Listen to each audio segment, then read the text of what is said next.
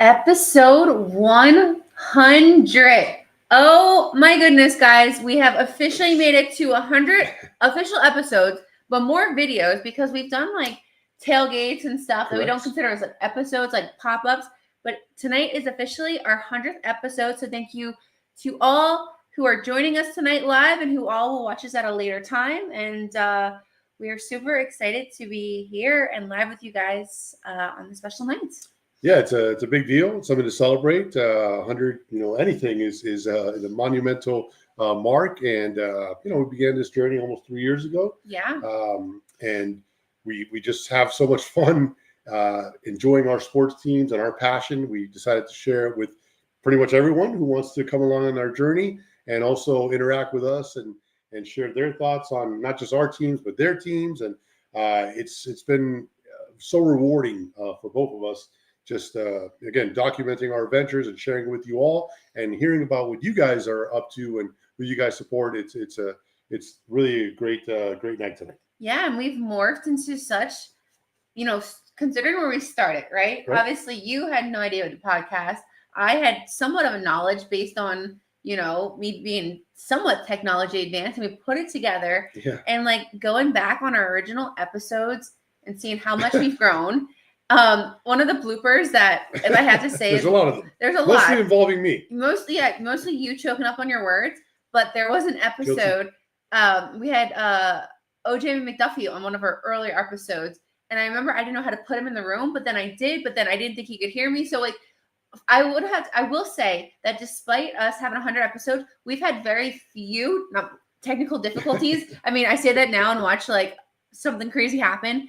But I've choked up a couple of times, so I guess you can call those. Wording. I think you could call that testicle difficulties because it comes from the lower part to the up top. But I've also been hungry a couple of times. Hangry, yes. Hangry, if you could say, and referred to the Kansas City Chiefs instead of KC, the KFC Chiefs. You have said that. Yeah, I've had a couple of slips there. I've given you some stink eyes on the show. So I mean, we definitely have had and we've had amazing guests on the show. We've learned so much from them.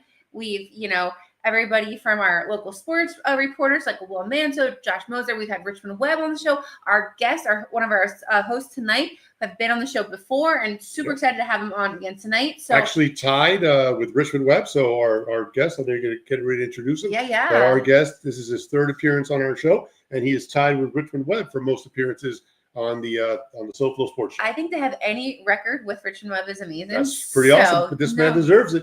Absolutely. So no, it's just an exciting night for us. Obviously, 100 anything, whether it's a centennial year or anything. And we're really honored to be able to share our passion of sports and a glimpse of our relationship that turned into a marriage with you guys. Yeah, so we pretty much documented our entire wedding on this show. And we made a whole experience out of it from we went out there to get married, but we wrapped the Dolphins game around it, a couple of Mariners games, the last ever game in the Oakland Coliseum when we were out there. So a lot of memories, have been documented on this show, and hopefully many, many more. And who else knows what type of other announcements they will be getting in the future? Not that I'm hinting everything, guys. Nothing right now, guys. Just stop, guys. I'm not pregnant in the off season. No. Anyways, without further ado, Lou and I talked about, hey, we have this 100th episode, and we could sit here for an hour or more if it's up to Lou and talk and share what's going on in sports, because this time of the year there is, again, I always say, a lot going on in sports. We have the NFL draft coming up. We're in towards the end of basketball season, leading into the playoffs. Same with hockey. Baseball season is a week and a half old, and then we have the Final Four. That's right. It's not March Madness anymore. It's April now, but it's still Final Four coming. The finality of the Final Four. When we thought about, who do we want on the show, we really thought, like, who has this passion of South Florida sports and sports like we do? No one better than this guy. And we were like, hey, so without further ado, let's bring him on, give him the intro. I mean, your shirt says it all, but I'm going to pop him in. Amanda needs no introduction, all right? Monster in the South Florida sports world.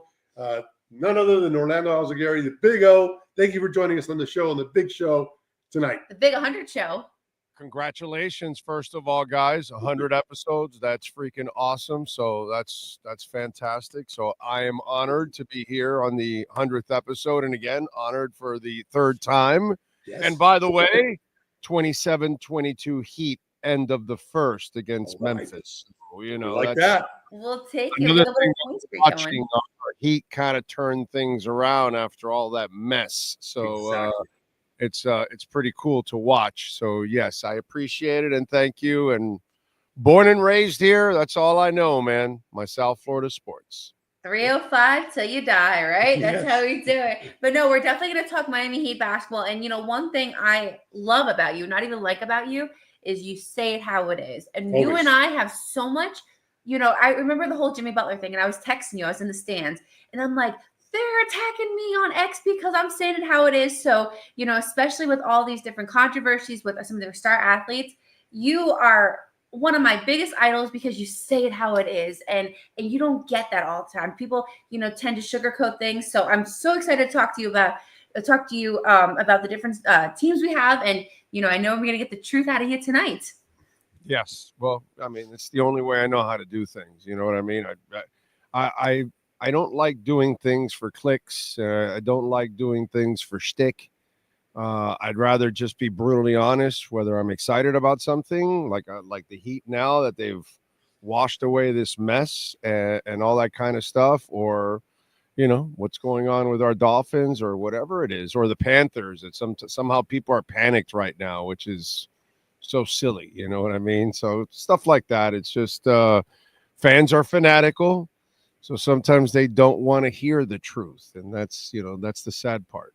But Definitely. Now, one team you just didn't mention, which I want to start with, is the Miami Marlins, right? We're 4-3 right now. We took 3 games out of 4 against the Pittsburgh Pirates. Opening day was fantastic.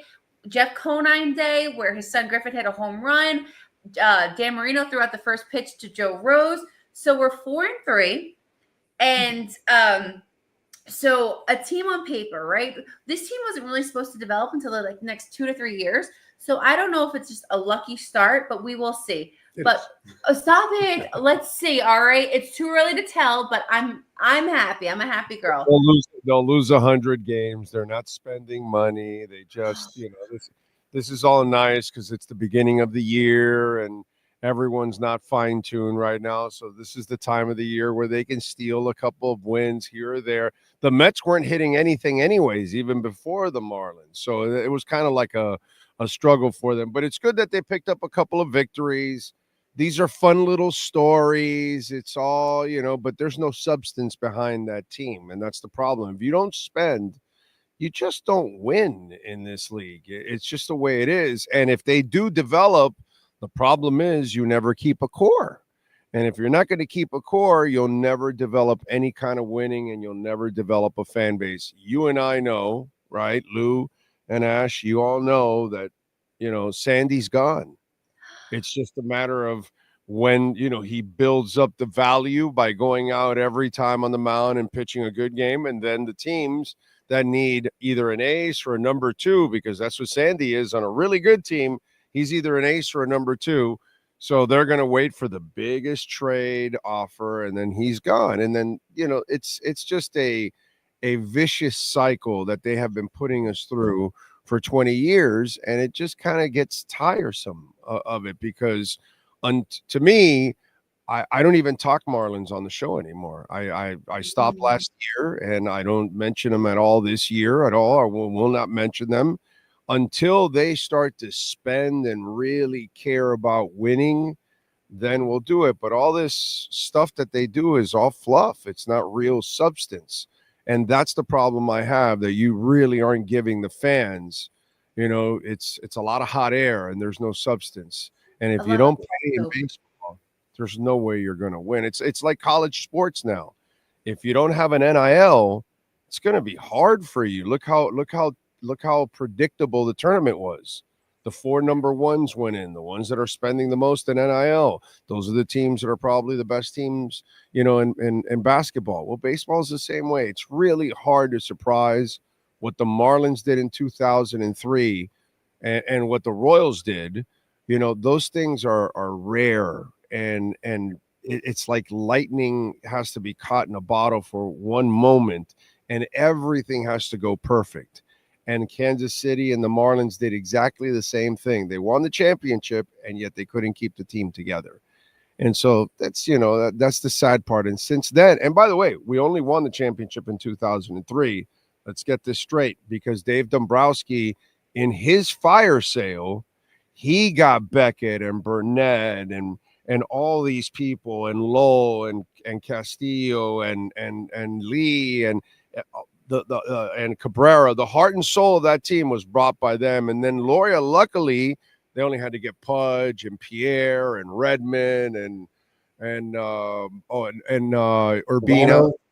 Yeah, just like 4 or 5 players, and they won. You know what I mean? But since then, there's been no commitment to keeping players long term, and you can't do that. You got to do what the Panthers are doing.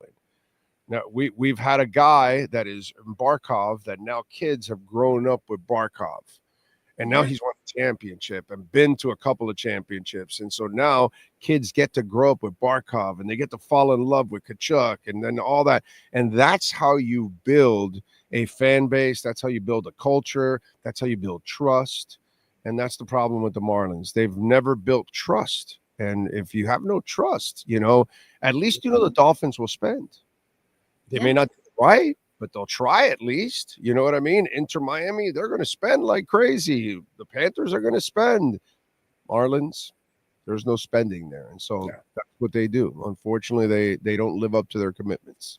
Now, you mentioned the 03 team. So let's bring it back a little more. We know how baseball was, and now you have all these new rules, new regulations. But that's because people say baseball is boring, right? It's like this new wave of this generation, and they're just not into the game.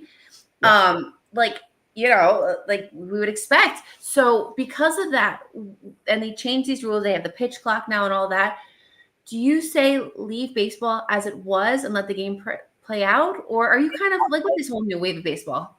I would love to have gone back to when you can bunt, players could all bunt and bat.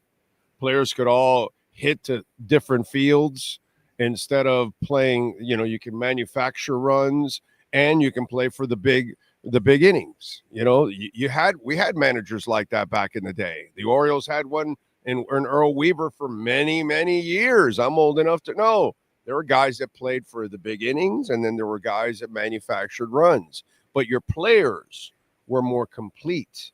Now they're not. Now they're more specialized than ever. Right. And so that's the difference, where you can ask a Lou Piniella or a Tony Gwynn or whatever, hey, we need a hit to right center so we can drive in the third baseman. We need at this, Ted Williams laid a bunt once, and it's like, okay, this guy's a 400 hitter, like there's Ted Williams, and he freaks you out by laying a bunt because everybody's deep. And so these are the things that they're gone from the game. We used to have guys that would steal 100 bases. That was like a goal that Henderson or McGee or whoever was trying to steal the bases, or Butler or whatever over the years. These things have disappeared from the game. And so it's a completely different game. And now, it's either a strikeout or a home run. And it is boring nowadays compared to the baseball that I watched. Yeah, it's boring. Listen, basketball's changed too.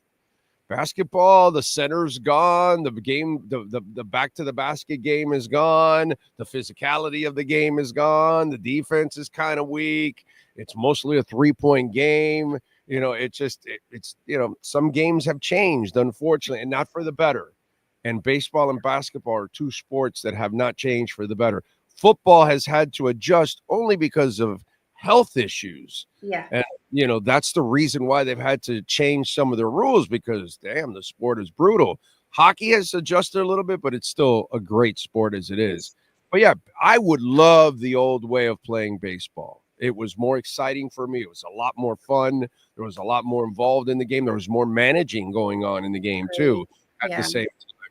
So I would love it, but they're not going back to any of that. They're going to go down this road, and unfortunately, our baseball team doesn't play by those rules. I agree with you 1,000%. I'm old school, especially when it comes to baseball. Put me in a stadium, 15, 16, 17 innings. I'm content. The pitcher wants to step off first, so agree. And one other thing I loves the 1-0, 2-1, 3-2 game, because every pitch, every walk, hit matters. It's like a soccer game. Yeah. Every set piece matters. Every free kick matters because there's not a lot of goals in the damn game. And so that's why everybody, for those that don't understand soccer, that's the reason why we go crazy with goals, because there ain't a lot. So when you do it, it's pretty damn special. And so it's one of those things. And I'd like for it to be special again. Definitely. The other thing I want to ask you about baseball, closing up on baseball. So we found out a few weeks ago, ESPN is not going to be renewing their contract with MLB. So the largest sports network said, hey, baseball, we're pretty much done. Where does the MLB go from this point? Do they create their own network like a Hulu, Amazon, and be subscription-based? Or where do you see MLB going from this point to be able to watch it? They're becoming a niche sport is what they're becoming. They're not. Soccer is taking over baseball. Soccer will be the third sport in this country when it's all said and done. It's not there yet, but eventually kids would rather watch the EPL than watch baseball any day of the week and twice on Sundays. Okay? Yeah. That's just the way it is. And so these kids would rather play FIFA than play baseball on video games. FIFA is one of the biggest video games in the world. It always is. It's right up there. And so there's a reason things are changing. This younger generation, they don't have an attention span. That's a problem in life, in the world. We have to do our commercials really quick. We have to do our promos really quick because we don't have an attention span. Baseball requires an attention span. It's a very small window. I started coaching softball. I picked it up again. And that's the one thing that's different that when I coached 5 years ago, it's that you're right. It's this new generation. It's quick 5-second message. That's all you have their attention for. And so it's very interesting. So with baseball, obviously to start a new season, I'm still drinking the Kool-Aid, Big O. I got to tell you, I know that, Enjoy while it lasts. Let me be on my little high horse. I had a great opening day with you, Jeff Conine Day, seeing Dan Marino, Joe Rose. It's fun, but I do know the reality that my favorite player, Sandy, probably will not be there. I got a nice bet that they'll lose 100+ games. So breaking my heart already. But I understand. Last year, when I said they would lose over 100 games, I'll make a little extra money. It's not that I'm rooting against them. It's just is what it is. You guys don't spend, and you got to put a bunch of minor leaguers there, and there's no stars. And I'm sorry, you're not going to shock the world with this. This is just the beginning that you got in a couple of lucky games. We're in for a long season of pain. It's a long summer. Every 5 days, eventually Sandy will be gone, and there'll be no ace. Yep. Oh, it's so Grinch-like, Big O. Come on, but I know. It's inevitable. All right, so let's talk Florida Panthers, right? So you mentioned everyone's pushing the panic button. I will tell you, 2 games ago when we were leading 2-1, and I told you, Lou, I said, I have a bad feeling something's going to happen. What happened? They scored that quick goal, and then they nipped us in the butt in overtime. So let's talk hockey. Yeah, so before we I'm not worried at all. I mean, this is an experienced team. They've been through it all. If we were going to be worried about them, it would have been 2 years ago when they made it to the finals and then got their butts handed to them. And then we're like, okay, can they bounce back? Man, did they bounce back? And they've learned their lessons all throughout. Don't touch the Eastern Conference trophy when you win it. All that kind of stuff they've learned. Hey, the second year, the first year they got the President's Trophy, right? They got the best record in the league and all that good stuff. It's called the President's Trophy, right? Is that right? President's Cup or President's Trophy? President's Trophy. And all that BS. And then came, hey, you guys know that when you get the President's Trophy, it's pretty much like a kiss of death. They learned the kiss of death of the trophy. So last year, if you remember, they started off like a house on fire. And then they kind of took a step back and came off the top standings and became the 3rd, 4th team, 5th team. They were floating around, and then they ended up 3rd. And then they got into the playoffs, and they did their thing. To me, these guys they're at a point where they're pacing themselves. The thing they didn't do 2 years ago, the thing they were unprepared for. Now they're prepared, and now they've got a whole bunch of dudes, and they've got studs that are coming back. And once they get everybody back and the playoffs start, that's when the hunger starts. That's when the fire starts. That's when the fun starts. And here's one more thing for you hockey neophytes out there. Just so you know, home ice means absolutely, sorry for the French, jack shit in the NHL. Okay? out of all the sports that exist in the world, the worst home ice field, whatever the hell you want to call it, it's hockey. It's not football. It's not baseball. It's not basketball. It's not soccer. No. Hockey sucks. Anybody that has home ice and thinks, oh, we got a real advantage, you don't follow hockey. Okay, so home ice doesn't mean anything in hockey, and it doesn't mean anything to these guys. They know exactly what they have to do. Unless I see them struggle in the playoffs, there's no way I'm going to be concerned whatsoever. And by the way, Bob, that guy got here and he was a disaster. It looked like the worst contract in the world. And he got through that. And now he's playing like the guy you paid at the beginning of that deal the last couple of years.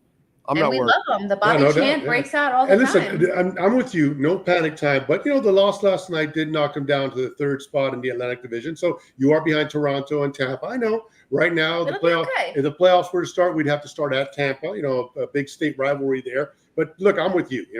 You go out. What I love about this team, and are you concerned about Tampa now? I'm sorry. How do you feel about facing Tampa now compared to 2, 3, 4, 5 years ago? Oh no, of course, a big difference.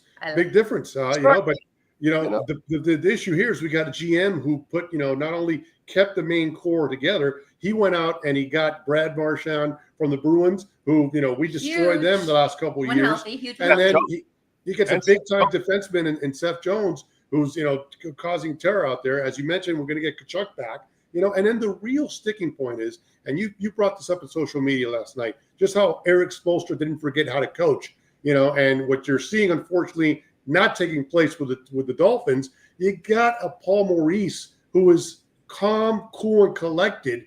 He guides that locker room. The guys respect the hell out of him. They're going to lay it all on the line for him. Exactly like you say. He's pacing himself, and I feel we got another run coming. And we're going to have a chance to defend the title.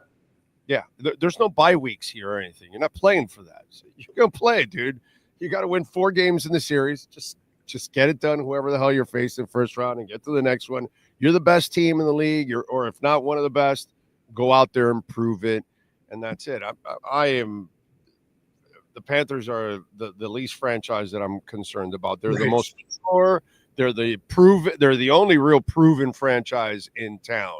Right now. Know what I mean? And they're the only team that really, Inter does have some, but these guys are more complete stars because some of Inter's stars are more just offensive players. They got guys here that are going to lay it on the line on defense and on offense, like Kachuk, who will throw his body to block a puck or anything. So we're talking about a team that from top to bottom is dedicated to winning and will do whatever it takes. I don't worry about the regular season anymore. Why? I don't measure them by the regular season anymore. Yeah. I don't give a shit about the regular season anymore for the Panthers. It's just fun to watch, but I'm going to measure them when they get to the play. It's like the Big Three.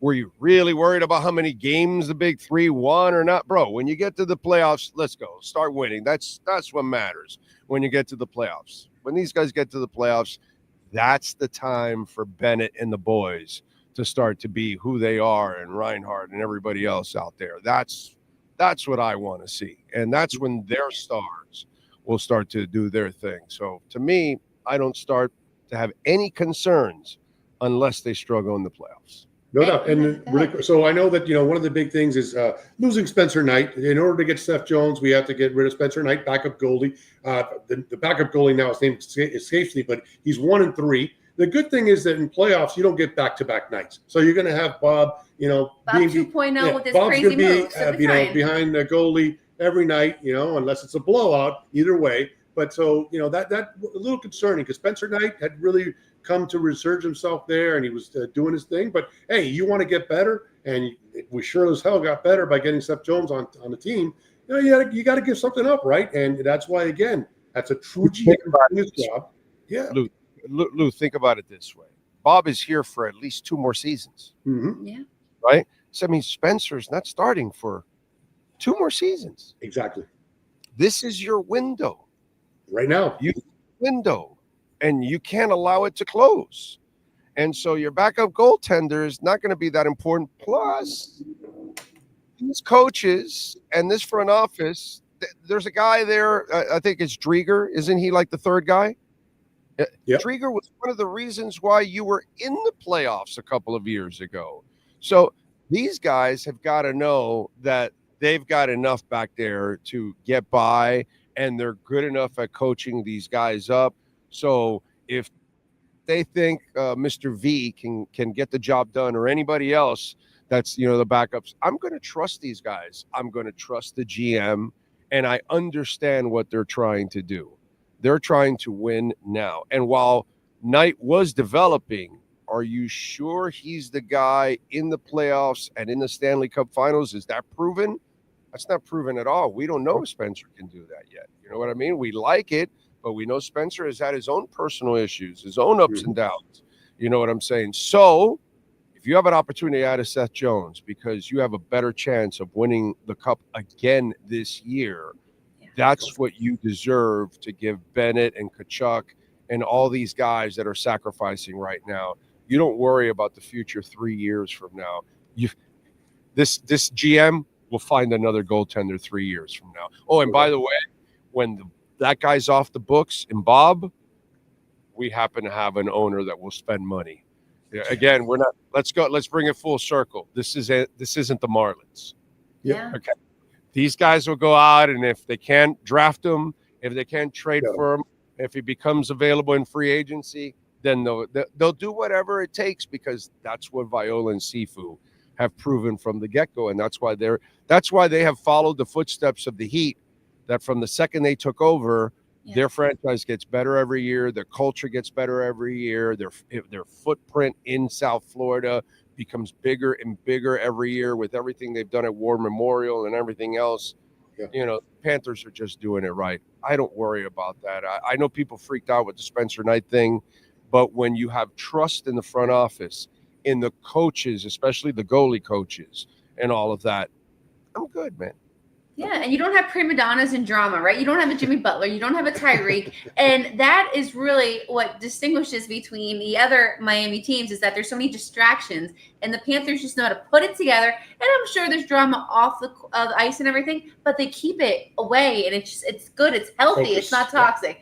But a team that does have toxic. Those Canadians and those guys don't have a lot of, unless there's a crazy dude in there in the locker room that they can't control, some kind of alky or something like that. But those guys don't do that stuff until they win. You know what I mean? That's a dedicated bunch there. That's pros from top to bottom. You know what it reminds me of?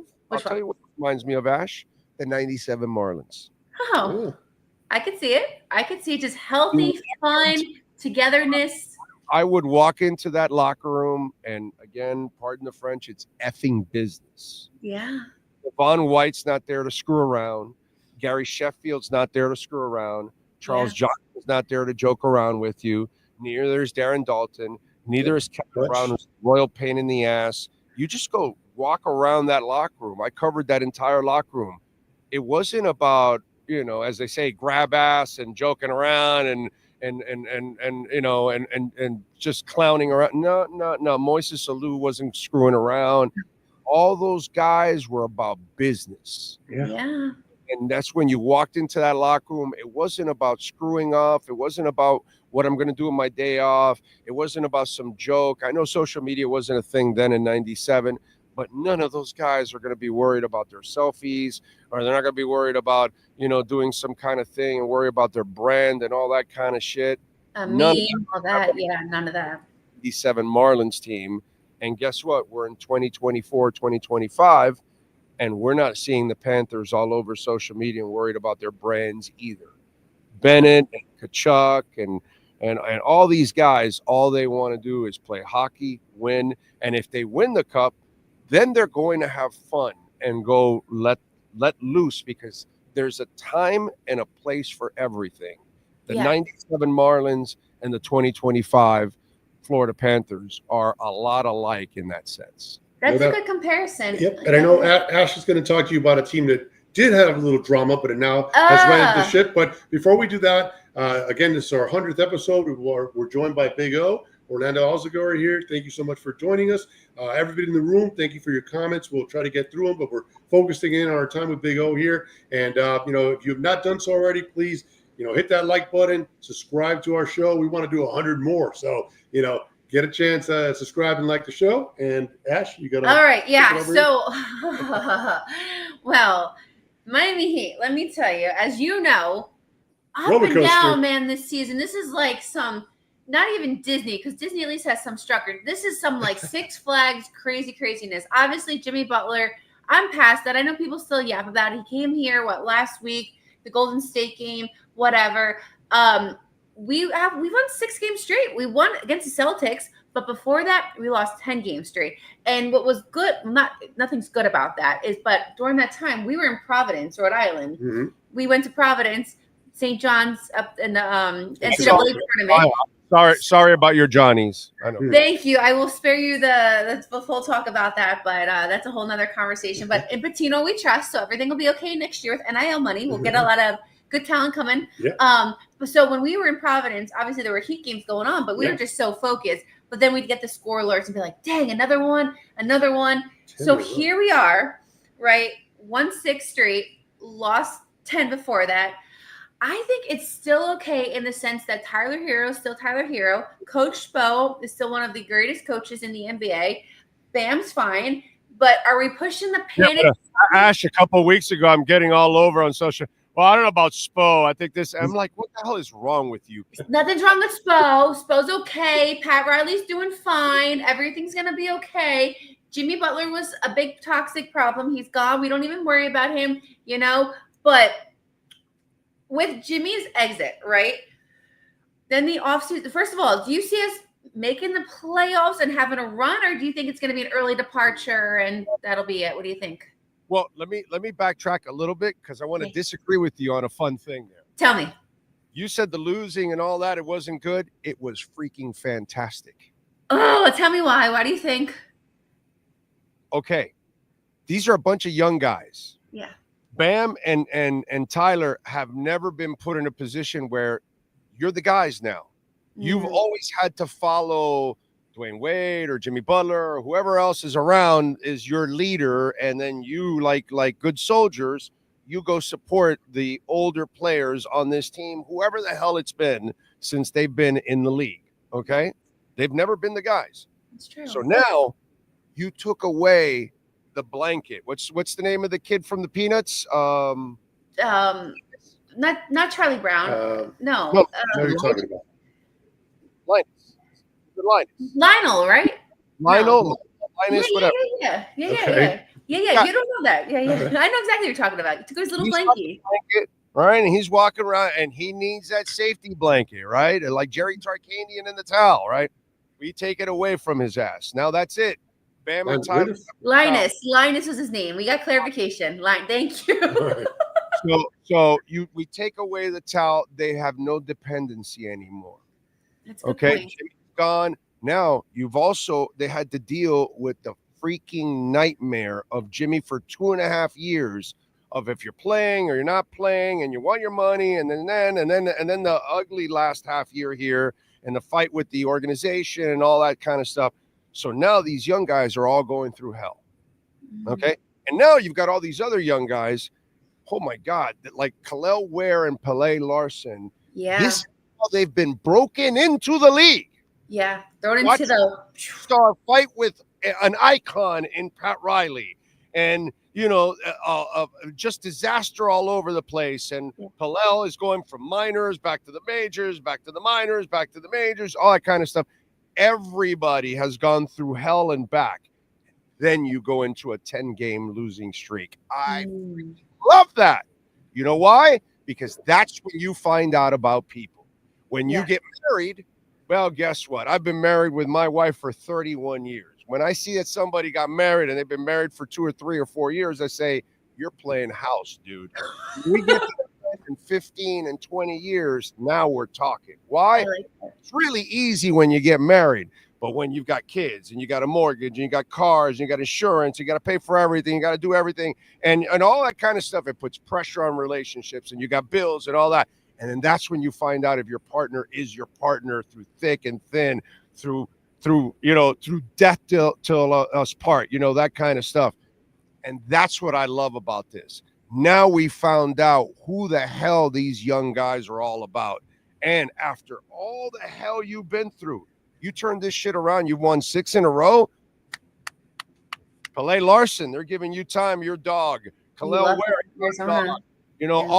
All these guys are stepping up. The Anderson kid, the slow man basketball, all that kind of stuff. Everybody's finding a role. And Tyler and Bam, dare I say, are playing like leading men. Love it. All of a sudden, after all this bullshit that went on, to me, this is the best I have felt about the Miami Heat in a few years now, because now there's no BS. No drama, no Jimmy, no hanging by our balls to seeing what type of Jimmy we're going to get. Now we go back to the Panthers. Now we go back to the 97 Marlins, okay? It's not about your brand right now. Everybody's about playing basketball. Pele Larson plays Heat basketball. He's throwing himself on the floor for any loose ball. That new little guard Mitchell we just got will be a dog. And I know his offensive game is hit or miss, but lately it's been hit. It's been pretty good. So all of these things, everybody is finding a place. Ware is not afraid to play anybody. I'm seeing Bam become more forceful offensively, which is something that I want. Tyler is comfortable now that he's the guy that's got to stroke it every single night. All these, and this is without, I think Jokic can add something. Yeah. They didn't have Wiggins here tonight or last night, and Duncan. And poor Duncan's been dealing either with a back issue last year and then some other related. It's not the same, apparently, according to Spo, but it's poor guy. But those are 3 things that can really help. And a Jaime Hockey's too. A Jaime still developing into his game as well. Took a step back, but he's still developing. He's still developing. His sister's doing great. And that's all fine. It's adversity. This is good. Yeah. This happens in life. You're going to have setbacks. Jaime had his setback. It's good. Let's see if he fights through it. And that's what, I have Ira on our show exclusively every week. And one of the things that I told Ira why I've been dying to get rid of Jimmy, it's because I'm dying to turn the page. And I kept telling him I want to go young so I can see what they have. And this is what now we're going to find out. And so if you continue to finish these last 6 games strong, which, by the way, 50-49 halftime Miami Heat, if you can finish this last 6 games strong, and who knows, maybe sneak up to the 8th or 7th spot. Look, all I need you to do is, if you're in the play-in, be a pain in the ass, get out of the play-in, become the 8th seed, and play against Cleveland. If you can win 1 or 2 games, great. If you can be tough on them, that's fantastic. That's more than enough. It becomes a successful season, considering the situation that you've been put in, and considering they're all a bunch of young guys that have never had to do this. And considering the top 2 guys who all of a sudden now have been thrusted into the leadership role that they've never had to assume. I love what's gone on, Ash. So for me, I love that they've been through the fire and now they're coming out of it pretty damn strong. And look, on a back-to-back night on a Memphis team that is 2-8 in their last 10, they've lost 4 in a row.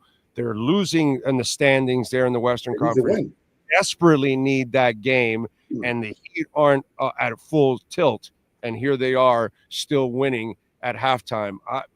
I love what I'm seeing. All right, you gave me a coming to Jesus moment with the 10 games, because you got to remember, Vigo, when that was all happening, we were in Providence, aka New England, aka a lot of Celtics fans, and on top of that, all my St. John's buddies and pals are all Knicks fans. So you got the Celtics fans and the Knicks fans yapping about us, about our terrible Heat. So okay, you gave me a coming to Jesus, but go ahead. I know you're gonna say something. I want to piggyback off what you said. Right now we're 34-41. We went out, we're 41-41. That'd be a tremendous, a statement to get back to 500, because no one wants to go into the postseason, even if it's a play-in with a losing record. So you get to 41-41, you did something there. And then what I want to ask you is this. I'm with you. I like the youth movement. A couple of guys in the room have mentioned that. You mentioned Pala, you mentioned Kalal. How about Jovic? He could be coming back. That's a guy that's still 20 years old. He's not old enough to He's going to come into his own here. and grow up to his size. So that's a big deal. So what I want to ask you is this: Damian Lillard, now sidelined indefinitely. We don't know who's coming back. Yeah, no, right. Yeah. Kevin Durant, he's been linked to us for years now. But Pat Riley has refused to mortgage the future, which we're seeing now, to get, guys on their last leg. And a lot of people, Pat Riley, yes, 80 years old, up there in age now. Look, I got remorse from, I didn't run Shula out of town, but a lot of people in the media did, He asked Shula to get out of the way. Yeah, I know. And I've heard you say it, and then you wanted Jimmy Johnson to come in here. He hand tied Marino's hands, which, again, Marino also on his last leg. But I really regret that Shula was robbed of that, going out on his own terms. That's why I love that Larinaga went on his own. Jim Morris left on his own. Ron Frazier left on his own. I've lived all of these things. And the Shula thing, we were all wrong on that one because Jimmy was hovering. Jimmy had all his success in Dallas, and then he's doing Sunday football on television and all that. And yes, the game was passing Shula by. There's no doubt about it. But everybody after Shula hasn't been better, so that's no doubt. Screwed up. That's why I say, as mediocre as Pat Riley's been the last 10 years, because by his standards, he's been mediocre in the last 10 years. And yet they still get to the finals. They've gone to the Eastern Conference Finals because Spo's the best. But I've been pissed with him with a lot of decisions, from Shabazz Napier to Hassan Whiteside and Deion Waiters. And because I'm not a hypocrite here, I was the guy that said, do not give Jimmy Butler the contract that he was just traded on before, not the new one. I'm talking about the original one that he was on. After the last championship, I said to trade him at that moment because that's when you would have gotten 4 or 5 first rounders. Right. At that moment. That was the time. But they hung on, and then they paid the price for the next 2.5 years where he refused to play in the regular season. And that's because his body is obviously wearing down, and he knows it. So, to me, there's been a lot of bad decisions by the front office. But I would never say, let's get rid of Riley. Why? Because I learned my lesson with Shula, dude. And we didn't get really any better without Shula.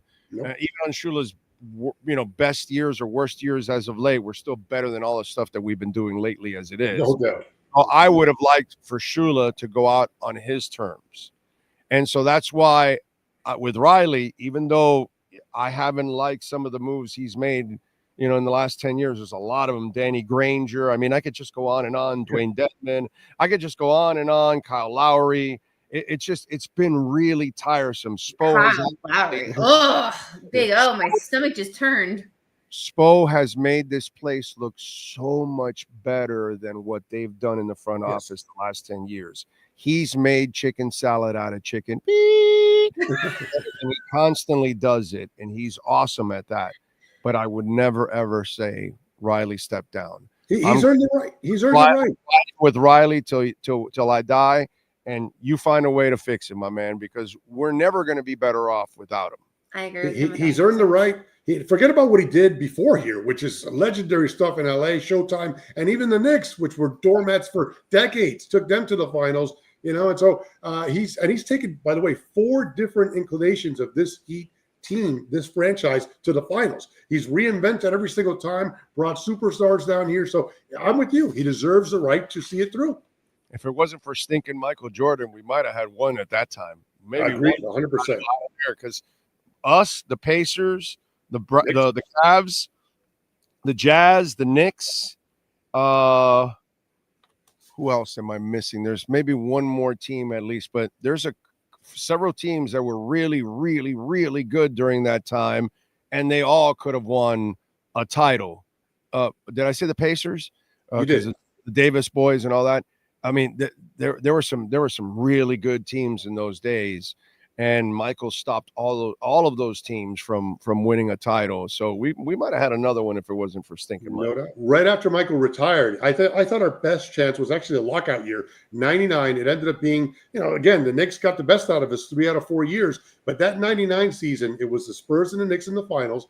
And, Ewing went down, so they couldn't, keep up with Duncan and Robinson. But we had Zoe and P.J. Brown and Hardaway and Marley and Leonard, Mashburn. I mean, we had a team that could have stuck in and hung in there with the Spurs and possibly beaten them.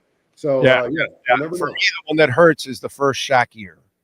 When Yes. Shaq and Wade got hurt, there's no doubt in my mind they beat Detroit if Shaq and Wade are healthy, and they beat the Spurs in the finals. Agreed. That Yep. would be nice. Because Shaq actually came so motivated that year. That was his best year with the Heat. That first year, he lost all that weight, and he looked really, really, really good, dude. He wanted it. He wanted it.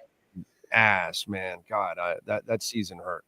Now, you guys mentioned Shula, so I appropriately enough, let's switch gears and talk about the Dolphins. We come off a very disappointing season and really an underwhelming, free agency period.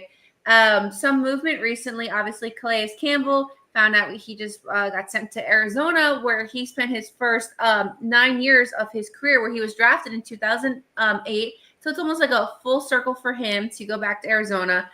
And then one that hurt me a few weeks ago, which I kind of saw it coming based on his season last season, where I was Raheem Mostert to the Raiders.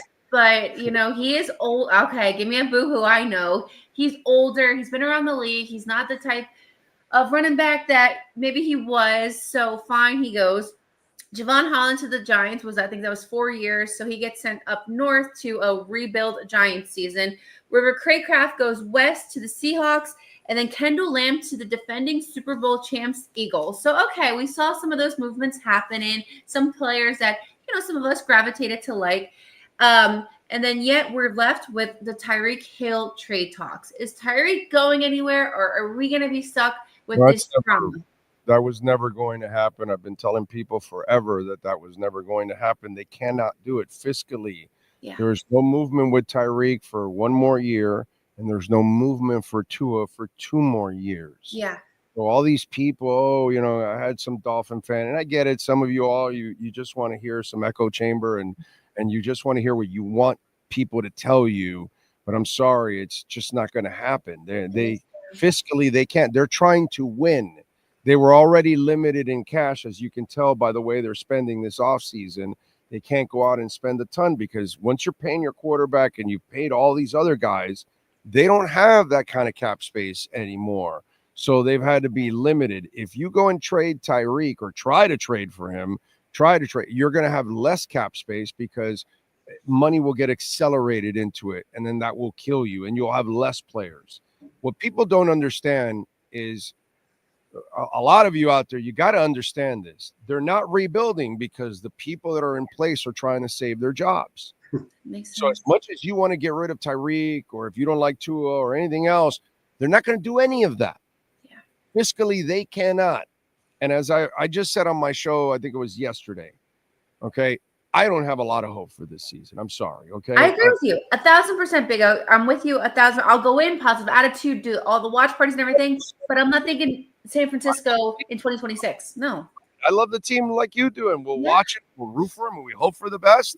But I'm sorry, it's 3 years already. And what, after 3 years, is Mike McDaniel going to learn how to get a play in on time and win a challenge and stick to the running game and have a disciplined team? And no, he's not. I don't believe in any of that. I'm sorry. So to me, I don't really have a lot of hope for this season whatsoever. Okay. They're going to have to prove. And the last 2 years, as you know, Ash and Lou, I have gotten an Airbnb at the Super Bowl city the last 2 years. Yes. And last year, it's not that you had a Super Bowl team or anything, but you won 8 games when you easily should have won 3, 4, or 5 more games. That's 11, 12, or 13 games you should have won. That the talent was there for you to do better than what you did, even with the injuries, and you failed to have your team prepared. So for me, what you all have to understand is their agenda is trying to save their jobs this year. So they've got to find a way to win, get to the playoffs, and win a playoff game in order to save their jobs. And if they don't do that, then, as we all know what's going to happen, we've been through it. They will probably blow this thing up, and then they'll go looking for a new coach and a new GM, which is probably what they'll do. All right, and none of us really want that. We really rather see Greer and McDaniel actually succeed and stay here for years, so we finally have some stability. But you think about this. Whoever you get next year, just so I can prepare you for what's coming. If you want, go look. I retweeted a video. Ash and Lou, I just retweeted a video from 2004 in August. Oh. the segment. And that segment in 2004 in August, I told everybody this is the year coming up that puts McDaniel on the hot seat the following year. And guess where we are now in 2025 on the hot seat year. It's So yeah. what's going on? If McDaniel and company don't save their asses this year, they blow out probably Greer and McDaniel. They go find a new GM who finds a new coach. Yeah. And then that first year, they have to hang on to Tua again, whether they like him or not. Maybe Tua kicks ass this year. I don't know, whatever. Yeah. But if they don't like him, they have to deal with it one more year, kind of like Russell Wilson in Denver. Yeah. And then the new coach and the new front office really won't start rebuilding till the following season is when it starts. So you're 3 years away from the first year of the rebuild. So I just want, since I'm the guy that told you before the season started last year, this season would play out that McDaniel will put himself on the hot seat because I already saw the incompetence. Okay. I mean, I'm just telling you, this is how the whole thing goes. So if they fail, which we got to all hope that they don't, they do the whole thing where they blow it up. And then next year is just a transitional year where you're just waiting for contracts to expire so you can get out of them. Besides Tua, it might be Jalen Ramsey. It might be something else that you want to get out of. And then you start having the cap space. And then you start having, when you're able to kind of turn things around. So just to prepare you, because all of you want to tear it down right now. No. Ash, you were there. Right in the post-game show of the Colts game, we were in Indy, and I was saying right there, this is where you fire McDaniel. Yes. And Vrabel, and now we have to deal with Vrabel in stinking New England. And that was October, and I'm thinking, it's so disappointing but it's the reality of it, that we're going into the season not even knowing if our head coach is going to be there throughout the whole entire season, depending on what type of McDaniel we get, knowing that Tua is still going to be there, our backup Zach Wilson, which – okay, bygones be bygones, but it's like, what do we have looking forward to? Liam Eichenberg's coming back, which still to my head. And then even with that, right? So that's, as you said, it is what it is. We have to deal with it for now. Like you said, Tua, coaching and everything. But moving forward with this draft, the draft is coming up on April 24th. So in 3 weeks, Chris Greer was said to have said that he's looking for the offensive line, right? Like that's kind of like his thing. But then I kind of feel like, yeah, that's great. And we always say offensive line. I was, protect Tua, all this stuff. But do you feel like our need going into the draft is more offensive based or more defensive based? And depending on that, who do you kind of see us as going for? I know there's some names out there, but are you more thinking offensive Chris Greer or like, hey, our defense needs more beefing up? Well, see, here's the thing. My problem with how they've done things, and this is where, like, I don't have an overall problem with the personnel department. I think they've done an overall good job. Their real problem where they've buried themselves is that they don't find the right coach. And then when you go from Flo to McDaniel, you have a change of philosophies. And so you need different players because you're running different offenses. And then under Flo, you had how many offensive coordinators? So then every time you change an offensive coordinator, he's not going to like everybody he inherits. He's going to make changes. And then that forces your personnel department. And so when your head coach can't get along with the safety, then all of a sudden we lose Minka because the front office has got to trade him now because the coach can't get along with him. And, the guy you got looked good at the beginning, and now he's gone. And so now you had a new defensive, coordinator come in. You had 3 different defensive coordinators throughout the Mike McDaniel tenure. Yeah. Everybody's going to want something different. Yeah. And so then all of a sudden, and so this sets you back constantly. And the linebacker that you may want, Tyndall, may fit for another defensive coordinator, ain't going to fit for this guy. So then all of a sudden, and so maybe a corner you want might be a zone and you're playing man. And, it's just the safeties you want, maybe more run support than they are coverage. Or maybe you need a guy that's dual and can do it all. it all depends on what you're looking for. So, like Agba, remember last year was like, well, does he fit what, the old man wants to do when the old man was here? Well, we're not sure and all that. These are things, and because the old man inherits him from the defense before where he did well. And that sets your personnel department back. And then that's what fans don't understand. And so, like, we're pissed off that Van Ginkel's gone, right? Yeah. But shit, you would have had Chop if you kept Van Ginkel, you don't draft Chop, and then you draft somebody else. Yeah.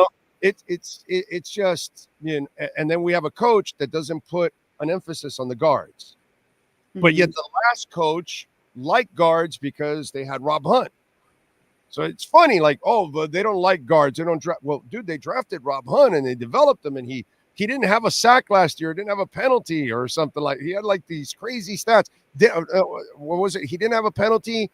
He didn't allow a sack and didn't miss a down last year. That's what it was.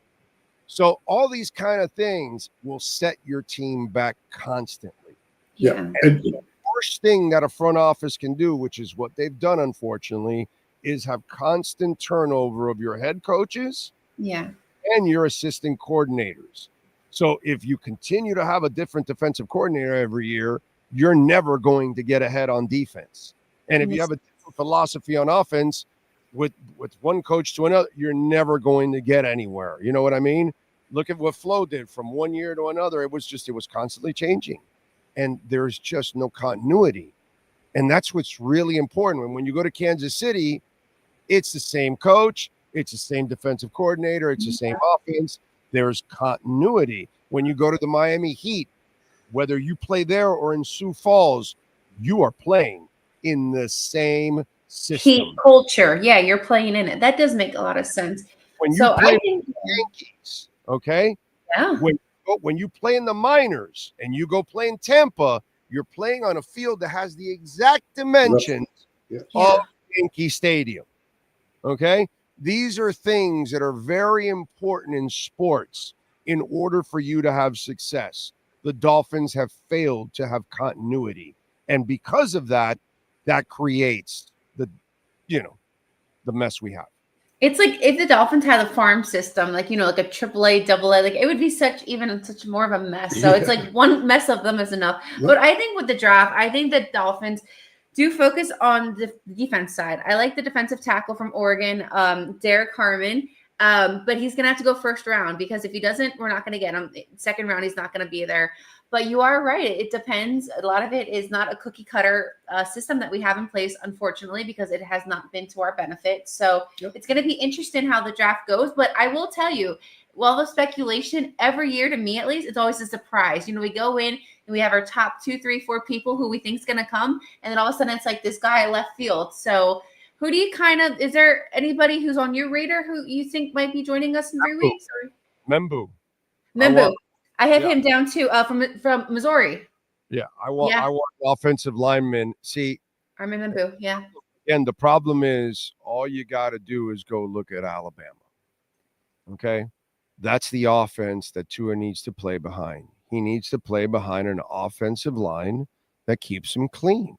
Yeah. You also have Tyler Booker from Alabama, who is another possibility. And the other one I wrote down that I like is from LSU, Will Campbell. So I like Campbell. I don't like Booker for this system. Interesting. Okay. In this system, the guard has to be able to move and pull. This guy is great in a phone booth. He is not a guy that's going to move out and get to the second level. He doesn't bring that level of athleticism. He is a mauler. I like him, but not for this system. For this system, I don't believe Booker fits. That's just me. Whatever. No. I had him as my number 3. Number 1, I had Will Campbell from LSU. Number 2, I had Membu. It seems like you have Membu as 1. So, but Booker would be my number 3 just because he does come from the Alabama system. But when you say he's good, but maybe not in our system, I see where you're going there. So it's going to be interesting to see how the 24th plays out. But look, at the end of the day, and you've talked about this to death, it doesn't mean a difference who the guys that are brought in are if you don't have somebody who can coach them correctly. And look, at the end of the day, I'm scared that this is a repeat of Adam Gase, right? I hate to even say that name. On the 100th episode, you're going to drop that name? But an offensive guru who comes in who knows what he's doing. whatever. It's just a guy that he's a bad chef, dude. That's what I think. That's what it's looking like. I mean, look, you could give him all the ingredients. He doesn't know how to put a meal together. And that's like you watch Spo, okay? And you give him deadbeats, and he finds a way to go 31-10 and almost make the playoffs. You know what I mean? And he'll make the playoffs with just Wade and Rasul Butler and those cats, and then he'll dominate when you give him the big three. And with Jimmy and with one star and the rest of those cats, he finds a way to get to the finals, the Eastern Conference Finals. It doesn't matter what he has; he finds a way. Shula used to do the same thing. He won with Greasy and a running game and a defense. Then he got to the Super Bowl with Woodstock with 2 quarterbacks and a running game and, a good defense. Then he got to it with Marino and a weak defense and no running game. But he mixed it up with different teams, different styles, and found a way to be successful. That's what great coaches do. This guy doesn't know. He can't win a challenge on a consistent basis. He can't get a play in on time.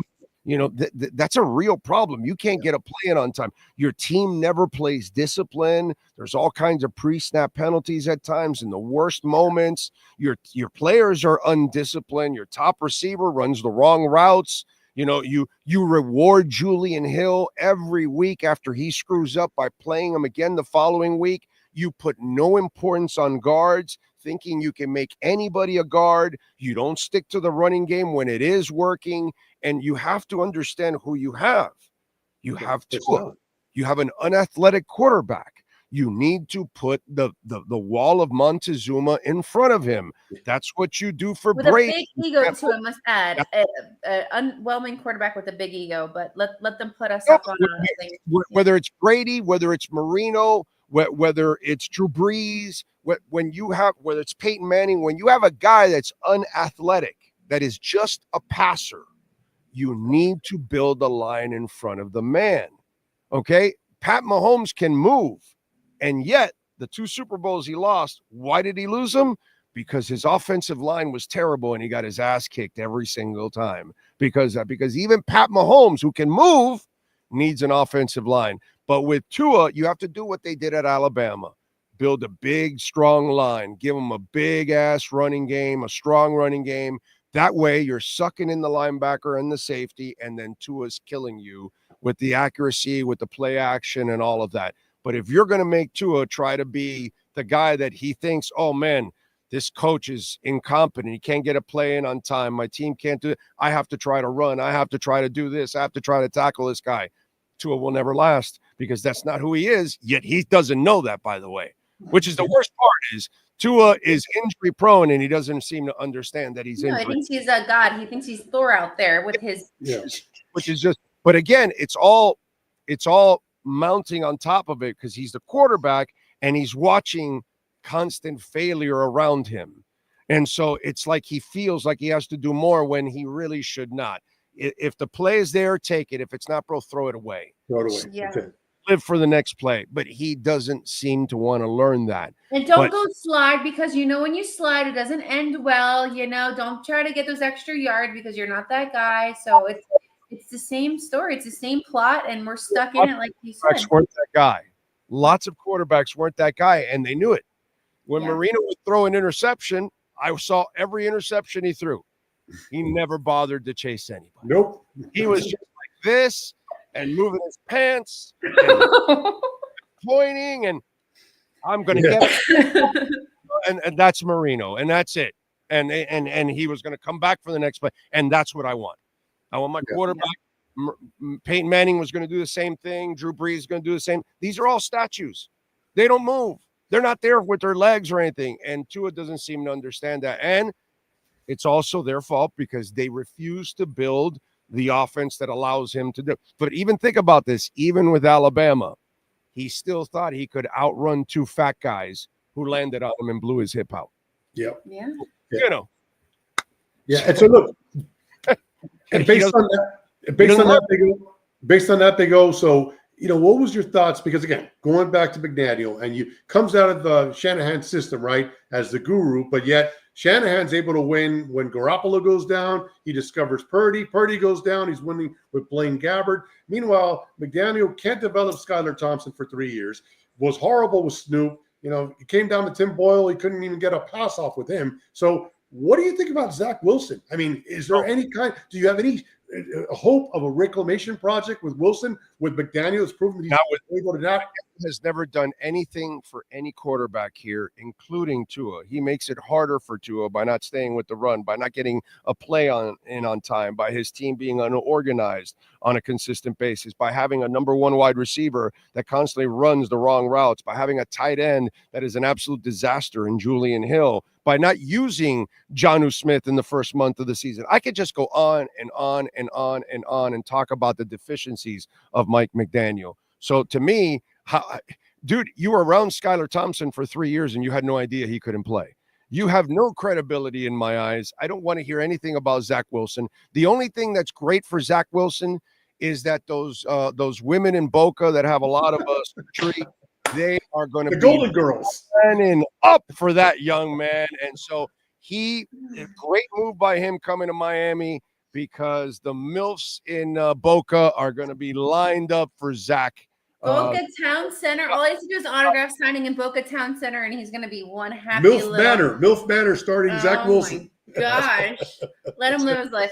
Anyways, Big O, we before I let you go, we want to end with a rapid fire, right? So we've had you on the show before. We know your story, and our guests know it too. It's a beautiful story that you have. But we want to end by asking you. We have 6 questions. So the first thing that comes to your head, just right out. Are you ready? Yes. All right. Starting. Oh, there's no time. Ready? Okay. Top 3 favorite stadiums, cities visited to that you visited. That I've visited. That you visited. I gotta say, Seattle's there now. Yeah. After being in Seattle, I was very impressed with Seattle. So I'm going to go with Seattle. I'm going to go with Dallas into the Dallas Stadium, and then I'm going to go with the Rams. I did not. I haven't been into the one in Vegas yet. I've been to Vegas a bunch of times. I've seen the stadium. I haven't been there for a concert or a game yet. So I can't say, but I do love it on the outside. It looks really cool. Yeah. But I've got to go LA. Those are the 3. Okay. Next one up. And by the way, not for nothing, Mr. Garfinkel, what you've done here for our stadium is super phenomenal. I think this stadium is top notch now. And visiting fans do say that as well. So it's a fun place. All right, number 2. Go for it. Never visited, so I excluded ours. That's why. So. Yeah, no, fair. So number 2 is your 3 favorite coaches in South Florida sports, all time. Just give me your top 3 on the. What do you got? Shula's number 1. Just like miles and miles and miles. Right. Riley. God, it gets so tough for number 3 because first one that comes to your mind. You could go Canes. I'm old. I lived Ron Frazier, and it's hard to deny the Wizard. What he did here was just absolutely amazing. Incredible. He put college baseball on television, dude. Yeah. National television. He helped build the College World Series and everything. Ron Frazier meant so much. I'm gonna go with Spo. We'll take it. Spo, because I think Spo is a better X's and O's coach than Riley, to be honest. Ooh, shots fired. Nice. I think Spo is the best coach in Heat history, period. But Riley is the best all around badass coach, culture, motivator, all that kind of stuff. Plus, there is no Spo without a Riley. So I'm going to go Shula, Riley, Spo. Top 3 favorite athletes to ever play in the 305 at any capacity. Dan Marino is absolutely number 1 in my heart. Will always be. Nobody will ever top Dan.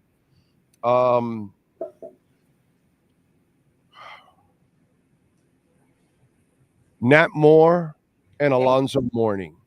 Nice, good choices. Love those. Great choices. All right, choices. this one's gonna hurt a little bit. One's my favorite receiver of all time. I know Paul Warfield and Clayton and Irving Fry. You can name some receivers that are better than him, But Netmore for me was the epitome of being not only a great receiver, but a great human being and a great leader and a great community person and everything. Just Netmore is perfect, like the season he played it. And he wore a beautiful number as well. Right. So I love that number. And that helicopter catch, come on, it doesn't get cooler than that. Yeah. No, trust me. Anything you say with, especially Netmore, the reason why I became a Dolphin fan is because of Anthony Fasano. So you trust me. Anybody who's played in our city and has shown heart and dedication, obviously it's a thank you. But switching gears on that one, most painful memory, sports memory in the 305 that when you think about it, you're just like, damn, man, like, oh. Well, it all depends. Okay. Like, painful that we should have had it was the Shaq Wade year in 06, 05, 05. 06 we won, right? That's what it is, right? 05. So 05, because we could have won. But really, and I know we weren't a match for them when it was all said and done, but Marino losing to San Francisco, knowing that was his only chance, and how outmatched we were because San Francisco had an offensive line. Right. Oh, must be nice. What does that mean? What is that? Something that Marino did not have a complete offensive line. He had the left side. He didn't have a running game, and he didn't have a defense. And Montana had all of that and more. And he had Bill Walsh. So it has to be Marino losing to the Niners because, that gutted me. The Vinny Testaverde Fiesta Bowl one is bad too, but that one I'm angered by that one. Like the San Fran one was out of Shula's control and everybody else because they were just better, and we have to live with that. And that's it. They kicked our ass, but it hurt because my guy only got one shot at it. But the Jimmy Johnson one is out of pure stupidity because he kept allowing Vinny Testaverde to pass. Yeah. And Vinny Testaverde had thrown 4 interceptions in the Sugar Bowl the year before that against Tennessee. And here we are against Penn State with a much better team than Penn State. And all they had to do was keep handing it off to Highsmith, who was getting like 6 yards a carry. And he kept allowing Vinny Testaverde to pass in a flooded defense. And he threw 5 interceptions that day and lost a 10-7 game. So there was no reason to lose that game. So I'm excited for Marino because he was overmatched. I'm pissed at Jimmy Johnson because it might have been the dumbest coaching I have ever seen in my life. And the most frustrating one has got to be the 05 because I know if Shaq and Wade are healthy, they beat the Pistons and they beat the Spurs. They were possessed that year. Agreed. Those two. Agreed. Now I got to piggyback on this. So yeah. And UD was balling too. He was. But I'm going to take you another one. That's a good one. But to me, if I'm going to pick a Heat, somebody mentioned the Allen Houston shot. That was a brutal, Game 5 loss. But again, that wasn't in the championship round. If you want to go championship round, I'm going to take you to 2012 when the Heat had a chance to three-peat. And, the first year, 2011, ended up winning the next 2. But they could have won that first one. But LeBron got outplayed by J.G. Barrera, and so that would have been a three-peat had they beaten the Mavericks in that series. They were up 2-1. That one hurt a lot. LeBron wasn't a killer yet. He was not. He had to get that from Spell. This is why I love the silly art because it is an absolutely silly ass argument of LeBron and Jordan. See, Jordan was a killer in North Carolina as a sophomore. Right. Yeah. Dean Smith is saying, Sam Perkins, James Worthy. No, let's give it to the sophomore. Right. Let's have that guy shoot. This team's loaded with NBA players, but no, let's give it to the guy that'll be in the NBA in a couple of years right now. And the guy right off the elbow, boom, championship, it's over. And when he got to the Bulls, he was a killer.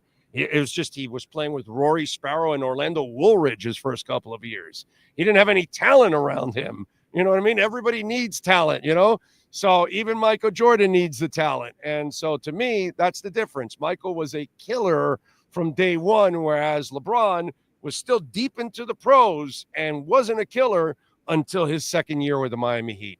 Then he learned how to be a killer. No doubt. Well, with Marino. ever compare a real killer to a fake killer. Yeah, 6-0 in NBA Finals. That's all you got to say. With Marino, I'm going to take it to 2. 85. I know we didn't play the Bears in the Super Bowl, but we're the only teams that beat them. The only team that beat them that year, and we lost the AFC Championship game at home to the Patriots. So I know, had Marino job. Yeah, that was a choke job. We fumbled 4 times in that game. Right. That we had again. No, dude, this has been us for 40 years. No doubt. People think, oh, this whole Tua shit now. Oh, we don't win on the road. No, dude, you never won on the road. Oh, we never win in the cold. Dude, you never win in the cold.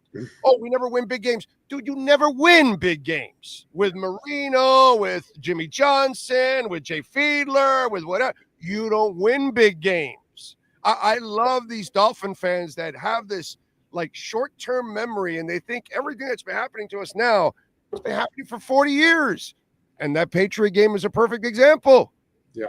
We're a bunch of chokers. No doubt. Another one that hurt was chokers. Another one that hurt, 22-21 loss to the San Diego Chargers. Pete Stoyanovich blew a field goal, and we were set up to get, be at home for the Super Bowl that year. And so that was a brutal loss. Brent, one of the years with Tannehill. The last 2 games, just one game was the Jets or the Bills, and the Jets and the Bills sucked. Okay, it wasn't the Bills of now. Those Jets and those Bills teams weren't shit at all. Yeah, lose both. This is one year we were 9-2 with Marino, and we lost the last 5 games of the season. Yeah, 9-2, and we lost the last 5 games. I'm old, so I've watched all of this. Yeah. I laugh at Dolphin fans that think this is something new that's been going on for 40 years. Cycle. We choke in every big moment we have ever been in.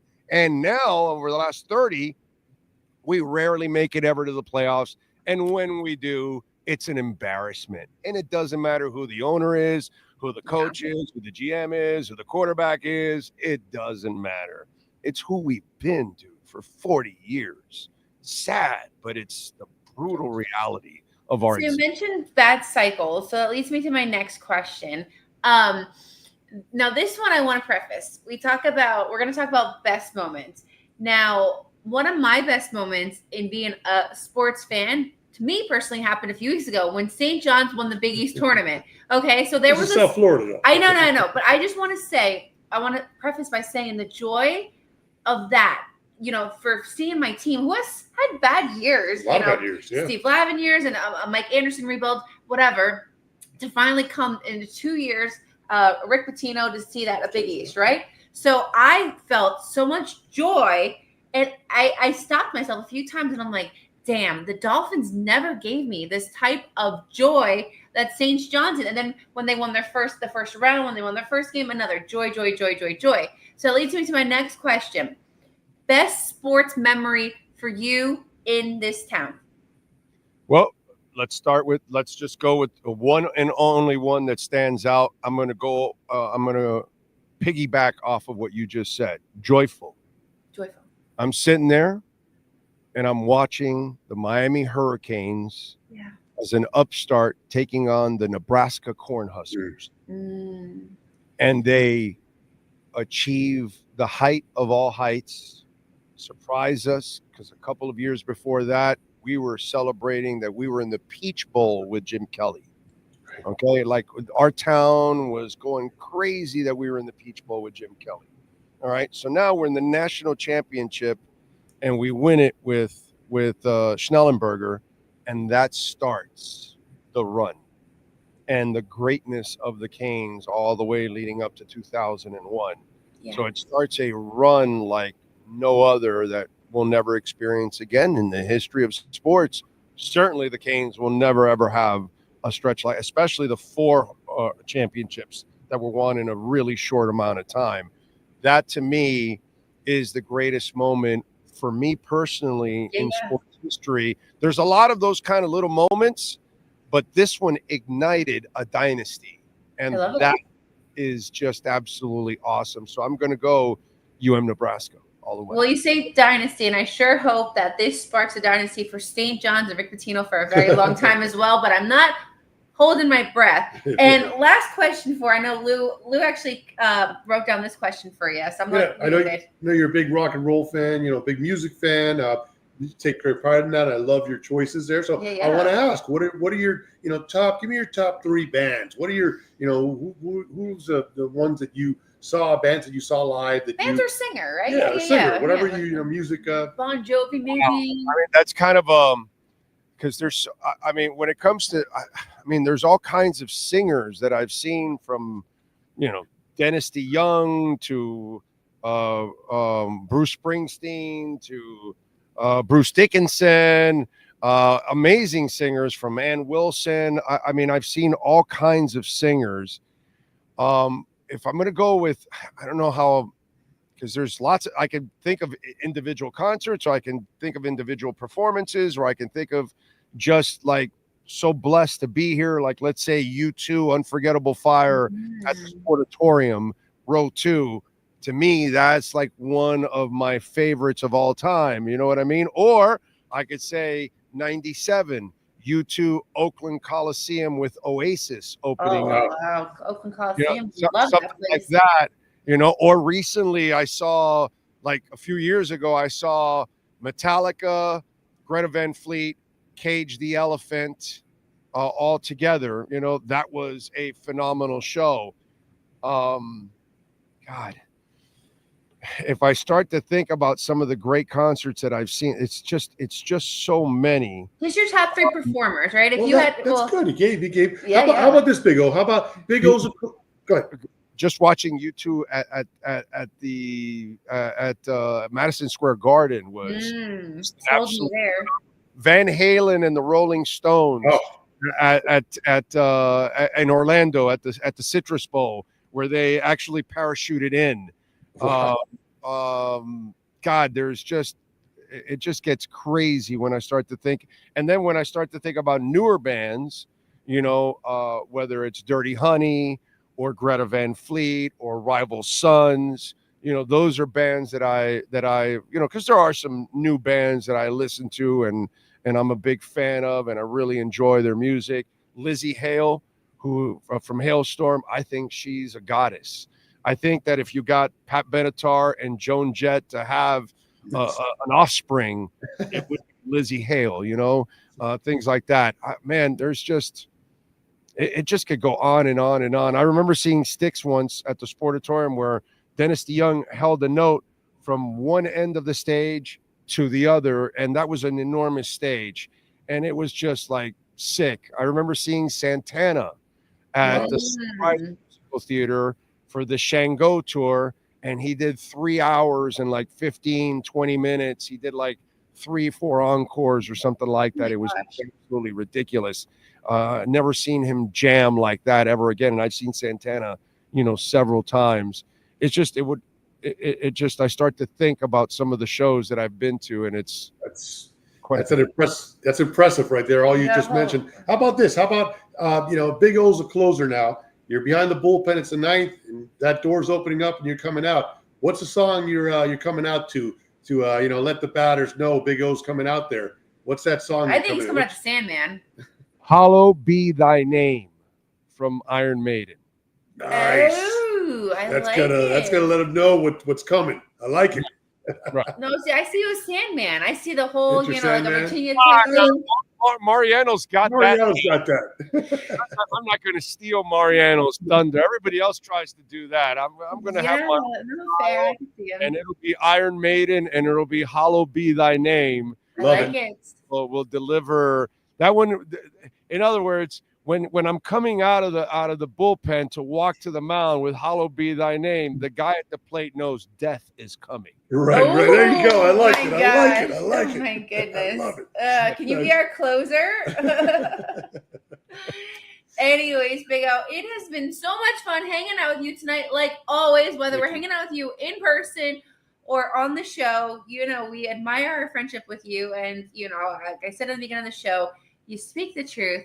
you know, when I'm like fighting with people on social media, I say, what do you think of this? Because I know you'll tell me how it is. And so, and then so much of our sports opinions line up, right? So We love it. I definitely, admire you as a person, a public We figure. have too much clickbait. We have too much clickbait stuff out there. Yeah. Get rid of that. Just say it how it is. So About getting clicks and views, and their editors and their producers, and they have to, let's argue about this, even though it's not true. Whether, hey, they should trade Tyreek. Well, why should we talk about something that's not going to happen?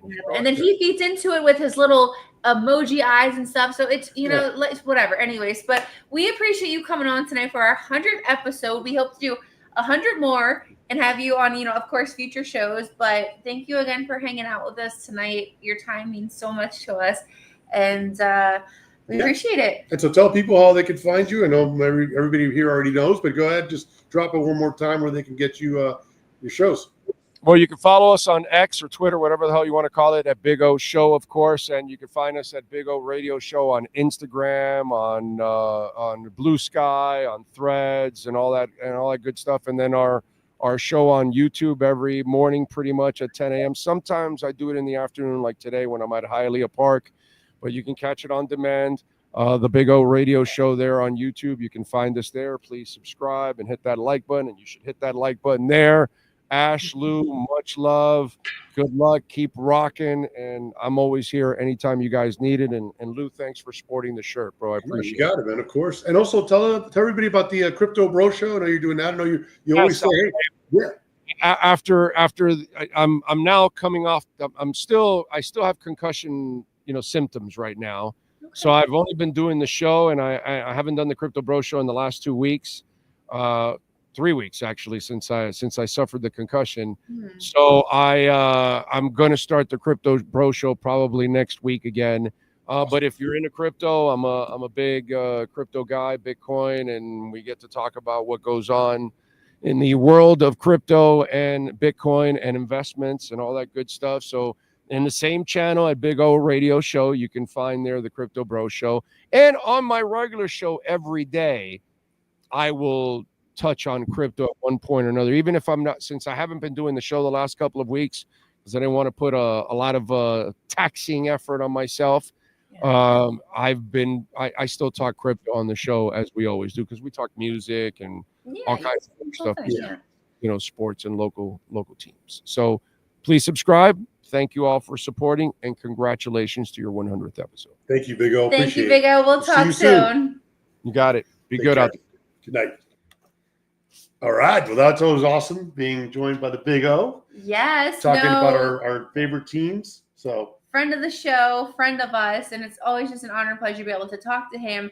Again, he says it how it is, and it's he's just so knowledgeable. But it's not just being knowledgeable; he's just passionate about it, like us. So we have so many similarities to him, and it's always great to bring him on the show and to catch up. Right? It's like talking to somebody, an old friend, and we say it how it is.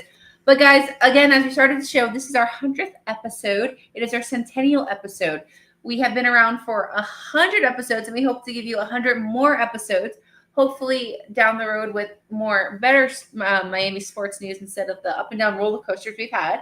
But throughout this journey of 3 years of having the show, we have witnessed some great Miami sports moments, such as the Panthers winning the Stanley Cup, the Panthers making to the Stanley Cup the year before, some nice Heat runs. Heat runs to the finals. The finals. Of course. Saw the Hurricanes in the Final Four. The Pop-Tart Bowl. Yeah. No, but Hurricanes basketball went to the Final Four. We also had some breaking news with Jimmy Butler being traded. That's so right. It has been fun. Then, the kind of like, obviously it's South Florida Sports Show, but my down St. John's moments and my up St. John's moments. So it has been really special being able to share those moments with you guys and to, go through the chapters of life, the journey of South Florida sports together the last 3 years. Yeah, no, it's an amazing thing to do, and we love interacting. Got a bunch of comments in the room, and you're bringing your what we asked Big O about your voice and your interactions, which means everything to us. Big O, we asked him about his most moments of elation in the world of sports in this town, and moments of extreme defeat and sadness. And a lot of you guys shared. I know Brent talked about that Miami Ohio State game where the ref threw the penalty flag like 5 minutes after the play. So no, yeah, you live through those moments, good and bad, and you want to share them. You want to share them with other people who share your passion, and that's what we've been doing here the last 3 years and 100th episode now. So no, it's a great thing to do. We're very pleased to do it. We ask that you guys continue to come along with us on this journey and share your experiences. And also, please, if you can or have not done so already, like tonight's episode and subscribe to the channel. Tell other people about it. Bring them on board so we can keep this thing going. Definitely. In future episodes, we look forward to bringing on more guests on the show. And obviously, there's some things we didn't cover tonight that we're going to be talking about opening day. We'll speak about that hopefully within the next week or so. Our trip to Providence. We went there on literally a spur of the moment because as you know, with the March Madness, you really don't find out where you're playing until a few days before. So that was another last minute trip that we booked. So we do look forward to sharing those experiences with you guys. Obviously, we're just not here being sports reporters. We bring it to you. We share our experiences on top of owning 305 Sports Travel, which we've owned for the last 2 years. And we look forward to continuing to bring you guys to the All Away games in the near future. So thank you guys again from the bottom of our hearts for supporting us for 100 episodes, plus a little more in between because we've done more than 100 things. And we look forward to continuing this journey with you guys. So thank you again. And that's what I got. Yeah, and that's what I got. Again, thank you guys for being there throughout this journey. Let's continue it together. Hopefully our teams will come out more on top, like the Florida Panthers, as opposed to what the other teams have been doing. But no, we're going to be here regardless. That's what loyalty is about, and that's what supporting our teams and also covering, what's going on in general. So we're always. I want to get a little more into that within the next 100 episodes. Just more life stuff, right? Like life is crazy. There's so much going on in the world. So we'll talk some, news as well moving forward, but definitely sport focused. Always sports focused. Aren't you seeing Minecraft tomorrow night? The movie? I don't know about that, but always sports focused. Yes, that's what it's guys. about. That's what the base of it is. So again, thank you guys for joining. Don't forget to like and subscribe. And hey, playoffs in basketball coming up. Playoffs in hockey coming up. We're going to crown a champion next Monday night in college basketball. That's going to be fun. Masters are coming up.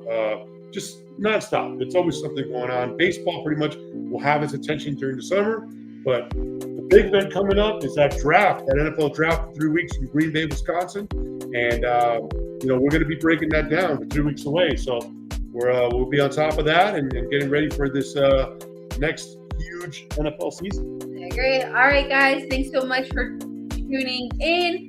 This is Lou's exit song, which hopefully within the next 100 more episodes we'll have a little better out song, but that's what we got now. We're going to ramp up this budget and get some, pyrotechnics. Hey, listen, that intro video is not easy, so let's do it, guys. Yeah. Thanks again. Have a great night, and we'll see you for episode 101 soon. Good night, guys.